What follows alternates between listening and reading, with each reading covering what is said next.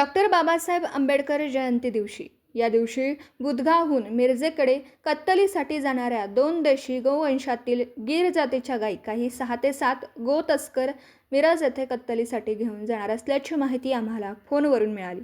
तेथे जाईपर्यंत क्षणाचाही अवधी न घालवता त्यांना सापळा रचून रंगेहात पकडण्यात आलं. यामध्ये सर्व श्री शिवप्रतिष्ठान हिंदुस्थानचे धारकरी व श्री शिवछत्रपती गोरक्षाः जन आंदोलन महाराष्ट्र राज्य प्रमुख श्री अंकुश पांडुरंग गोडसे यांच्या अधिपत्याखाली प्रथम माधवनगरमधील गोरक्षक वैभव पाटील, आकाश शंभू आवटी, अभि पाटील, अभि कौजलगे, जया पाटील, गणेश पाटील, निरंजन जाधव व मानद प्राणी कल्याण अधिकारी सचिन सूर्यवंशी असे अनेक गोरक्षक, बुधगावचे काही गोरक्षक यांचे मोलाचं योगदान लाभलं. यामध्ये काही राजकीय मंडळींच्या कसायांना पाठीशी घालण्याचा प्रयत्न करत होते, तरीही त्यांना न जुमानता रात्री खूप उशिरापर्यंत त्या गाडीवरती व कसायांवरती गुन्हा दाखल करून त्यांना अटक करण्यात आली.